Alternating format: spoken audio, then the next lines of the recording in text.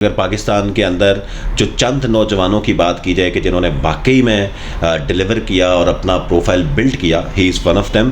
Youth جو 65% ہے پاکستان کی، ڈی ٹریک ہوتی ہوئی نظر آتی ہے زیادہ تر. جنریشن کو انٹرنیٹ، ڈیجیٹل رائٹس اور اس طرح کے مسائل کا سامنا کرنا پڑتا ہے.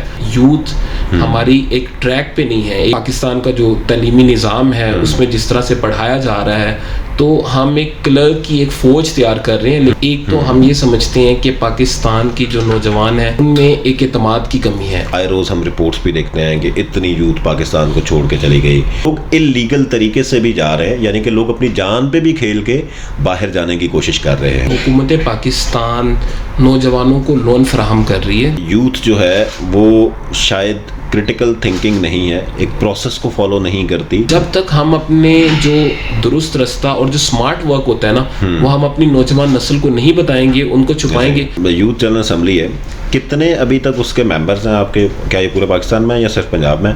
اور سیکنڈلی اگر یوتھ اس کو جوائن کرنا چاہے فار مینٹورنگ یا کوئی گائیڈنس لینے کے لیے، اور اوور آل پاکستانی یوتھ کو بینگ اے یوتھ کوآرڈینیٹر آپ کیا میسج دینا چاہیں گے؟ کوئی بھی اس کا حصہ بن سکتا ہے. اور جہاں تک آپ نے میری بات کی تو میں اپنی انفرادی حیثیت میں پاکستان کے ہر نوجوان کو، اگر وہ سمجھتے ہیں کہ میں اس قابل ہوں کہ میں انہیں کچھ بتا سکتا ہوں تو میں گائیڈ کرنے کے لیے حاضر ہوں. آپ چاہے اس پوڈ کاسٹ میں میرا نمبر نیچے لکھ دیں.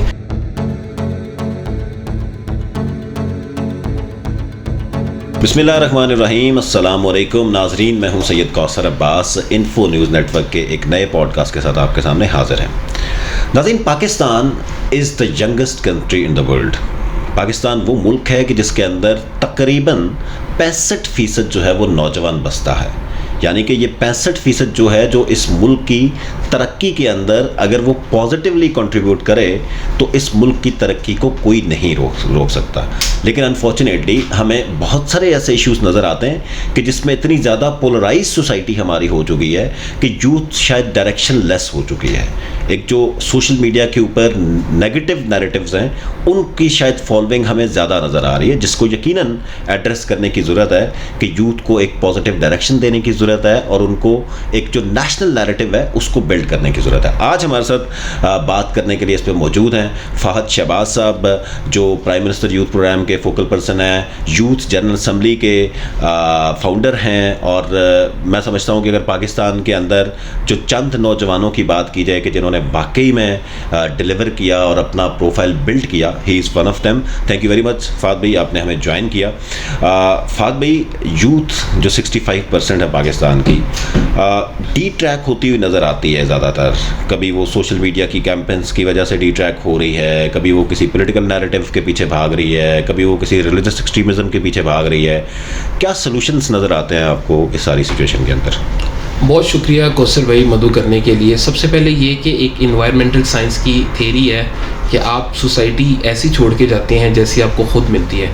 تو میں یہ سمجھتا ہوں کہ موجودہ جو صورتحال ہے اس کی ذمہ داری ہماری پچھلی ایک نسل پر عائد ہوتی ہے، کیونکہ ہم نے پاکستان اپنے نوجوانوں کے لیے ویسا دکھایا نہیں. آج کی جو جنریشن ہے جسے آپ جین زی کہتے ہیں اور جس پہ آپ تنقید بھی کرتے ہیں، لیکن یہ وہی جین زی ہے جو پروگریسو ایشوز پہ، جو آج آپ کے آنے والے وقت میں آپ کا کلائمیٹ کیسے رہنا چاہیے، جو آنے والی نسلوں کے لیے پانی بچا رہی ہے، جو پاکستان میں ایک تیسری جنس ٹرانس اس پہ بات کر رہی ہے، اور جو اس طرح کے موضوعات کے ٹیک کو کس طرح سے آگے بڑھانا ہے، ڈیجیٹل میڈیا رائٹس کیا ہونے چاہیے. تو میں یہ سمجھتا ہوں کہ یہ ایسی تمام کنٹریبیوشن تھی جو پچھلی جنریشن بدقسمتی سے نہیں کر سکی، اور اس جنریشن کو انٹرنیٹ، ڈیجیٹل رائٹس اور اس طرح کے مسائل کا سامنا کرنا پڑتا ہے. اور ڈائریکشن جو ہے وہ سمت طے کرنی تھی ہمارے بڑوں نے. اب بدقسمتی سے ہم دیکھتے ہیں کہ کس طرح سے لوگ پاکستان چھوڑ کر باہر جا رہے ہیں. لیکن میں یہ نہیں کہتا کہ اس میں 100% کردار جو ہے ایک پچھلی جنریشن کا ہے. اس کے ساتھ ساتھ ہمیں بھی انٹرنیٹ کے صحیح استعمال سے اپنی کچھ عادات تھیں اس کو بہتر بنا کر ہم آگے بڑھ سکتے ہیں. اب میں بنیادی طور پہ یہ سمجھتا ہوں کہ سب سے پہلے جو یہ یوتھ ہماری ایک ٹریک پہ نہیں ہے. ایک تو میں سمجھتا ہوں کہ بالکل جی اپرچونٹیز کی کمی ہے، اپرچونٹیز ہمارے پاس کم ہیں، میں نے چونکہ خود بھی گورنمنٹ میں سرو کیا ہے اور ہمارے پاس وسائل بہت زیادہ ہیں، لیکن اگر ہم کچھ ڈیولپ کنٹریز کا مطالعہ کریں تو وہاں پر ہمیں ایک چیز نظر آتی ہے کہ اس دوران پرائیویٹ سیکٹرز آگے بڑھتے ہیں اور پرائیویٹ سیکٹرز جو ہوتے ہیں حکومت کی مدد کرتے ہیں. یہاں پر پرائیویٹ سیکٹرز بھی اس طرح سے تعاون نہیں کر رہے، آل دو اس میں بہت بہتر چیزیں ہو سکتی تھیں کہ ایسی ٹیکسیشن میں، ایسی CSR کی مد میں کچھ ایسی اپرچونیٹیز آتی ہیں جہاں پر نوجوانوں کو زیادہ سے زیادہ ایڈجسٹ کیا جا سکتا تھا. اور پھر دوسری سطح پر میں جین زی کو بھی کہیں نہ کہیں ذمہ داری سمجھتا ہوں کہ ہم اپنا کاروبار نہیں کرتے، اور پاکستان کا جو تعلیمی نظام ہے اس میں جس طرح سے پڑھایا جا رہا ہے تو ہم ایک کلرک کی ایک فوج تیار کر رہے ہیں، لیکن ہم ایک کہہ لیں کہ انٹرپرینورشپ کی طرف. اچھا، بالکل جو آپ نے بات کی کہ جو پاکستان کا تعلیمی نظام ہے اس نظام کو اگر دیکھیں تو شاید وہ ایک ٹیکسٹ بک والا فارمیٹ زیادہ فالو ہو رہا ہے، یوتھ کی ڈیولپمنٹ کے اوپر کوئی کام نہیں ہو رہا. اور میں آپ کے ہی ایک انیشیٹو کو اس کے ساتھ لنک کروں گا کہ جو آپ نے یوتھ جنرل اسمبلی اسٹیبلش کی، اور اس کا یہ وہ پلیٹ فارمس ہیں کہ جس میں شاید یوتھ کو یونیورسٹی کالج سے نکال کے ان کو ساتھ اس طرح کی ایکسٹرا کریکولر ایکٹیویٹیز کے اندر انگیج کرنا کہ جس میں جو ہے وہ یوتھ فردر اپنی گرومنگ کر سکے، پولیٹیکل گرومنگ ان کی ہو سکے، ان کو پارلیمنٹری پروسیسز پتہ چل سکے، ان کو گورننس سکھائی جا سکے.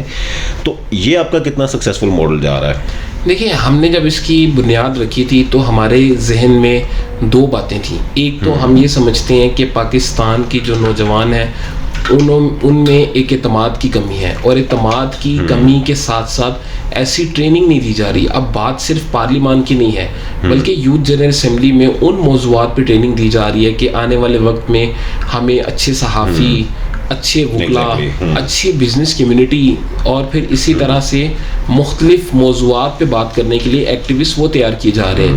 اسمبلی اور اسمبلی کس طرح سے چلائی جاتی ہے، اسمبلی میں کمیٹیز کیسے کام کرتی ہیں، وزارتیں کیسے کام کرتی ہیں، ان چیزوں پر تو بات پہلے بھی ہو رہی تھی، ہم اب بھی ساتھ کر رہے ہیں. لیکن ہماری یہ کوشش تھی کہ باقی تمام سیکٹرز، خاص طور پہ جب ہم بات کرتے ہیں نا اسٹوڈنٹ کی یا یوتھ کی گرومنگ کے حوالے سے، تو سب سے اس میں پہلا فیکٹر یہ آتا ہے کہ اس کی ایک ریڈنگ سکل کیسی ہے. کیونکہ ریڈنگ سکل اچھی نہیں ہوگی تو وہ ایک اچھا پبلک سپیکر نہیں بن سکتا. پبلک سپیکر اگر اچھا نہیں ہوگا تو ایک اچھا آبزرور نہیں ہوگا، اور اگر ایک اچھا آبزرور نہیں ہوگا تو ایک اچھا باشعور سٹیزن نہیں بن سکتا. تو ہماری جو یہ تمام تر معاملہ ہے، ہماری کوشش یہ ہے کہ پاکستانیوں کو اور پاکستان کے جو نوجوان ہیں جن کی ایج 15 سال سے 29 سال ہے، ان کو بامقصد شہری بنائیں.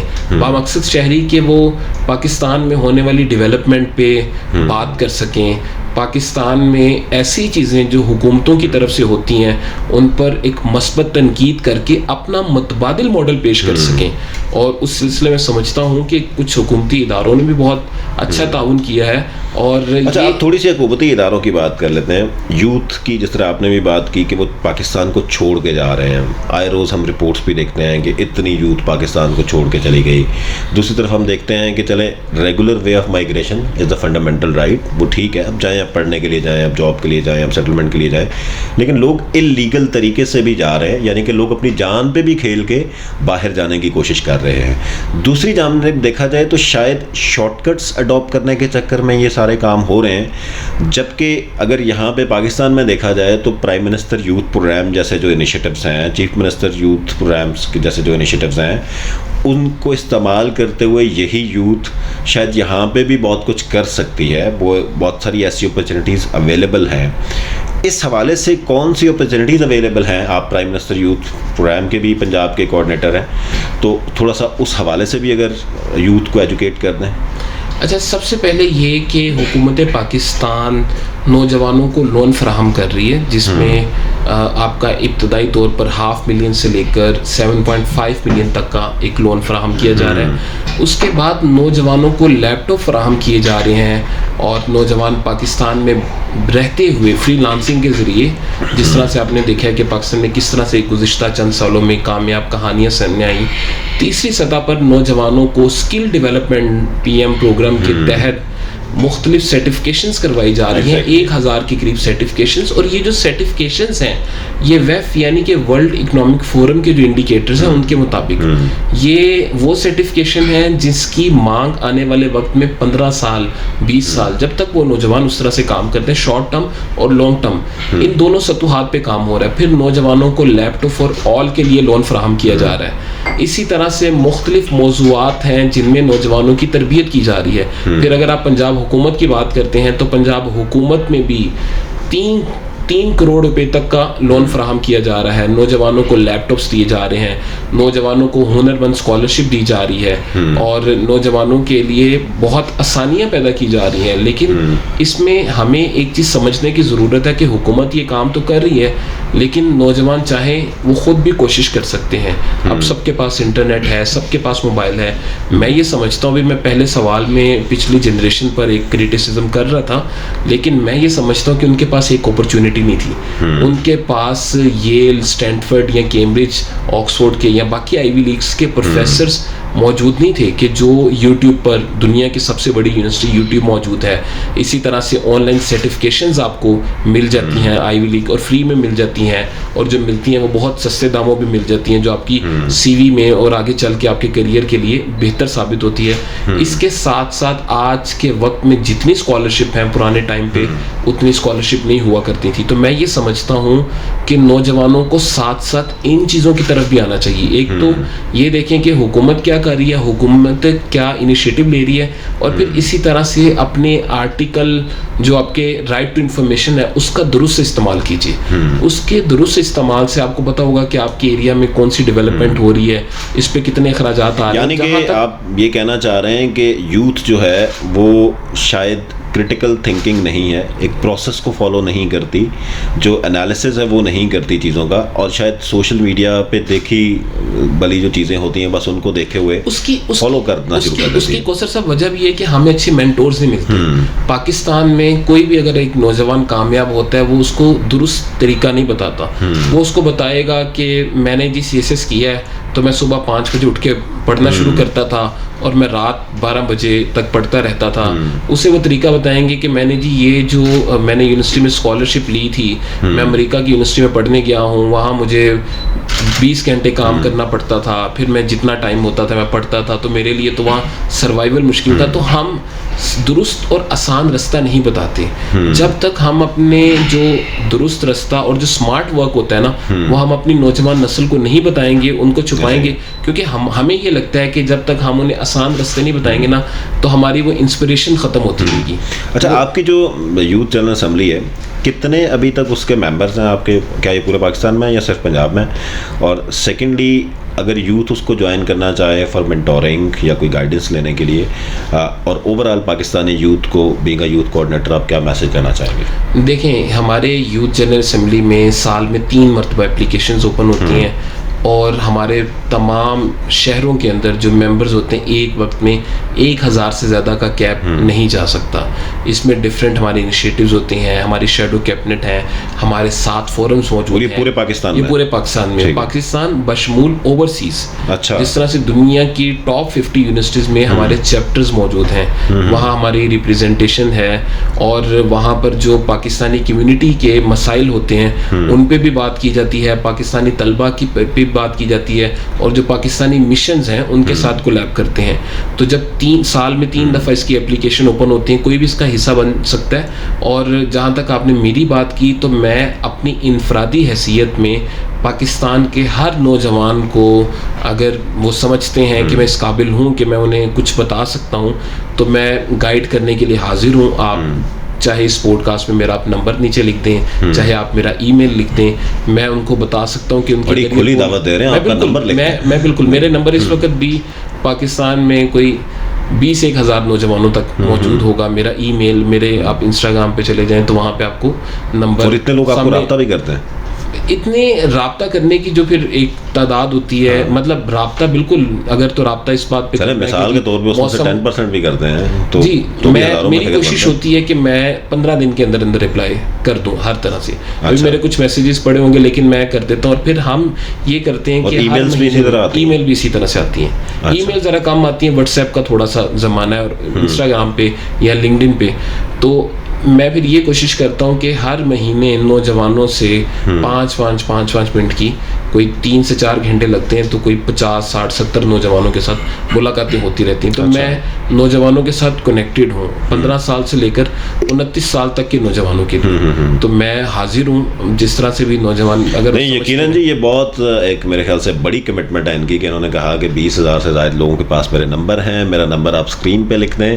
اور بڑی ہی کمٹمنٹ کی یہ بات ہے کہ یوتھ ان سے کانٹیکٹ کرتی ہے, اور یہ کہہ رہے ہیں کہ ہر ایک کو یہ چلیں ود ان 15 ڈیز صحیح, لیکن جواب ضرور دیتے ہیں اور ان سے ڈسکشن کرتے ہیں. لیکن جواب یہ کہ جو یوتھ مجھ سے رابطہ کرے وہ بامقصد رابطہ ہونا چاہیے. اگر آپ نے مجھ سے یہ پوچھنا ہے کہ لاہور کا موسم کیسا جا رہا ہے, تو اس کے لیے آپ انٹرنیٹ کا استعمال کر سکتے ہیں. یہاں پہ تو پتہ ہے لوگ 15 اور 1122 کو بھی اس طرح کی چیزوں کے لیے استعمال کرتے ہیں. لیکن یقیناً جو انہوں نے کہا کہ بھئی جو پازیٹیو یوز آف کمیونیکیشن ہے اس کو کریں. ظاہر ہے اگلے جو شخص ہوتا ہے کوئی بھی, جب آپ اس سے رابطہ کرتے ہیں تو اس کا وقت بھی بڑا قیمتی ہے.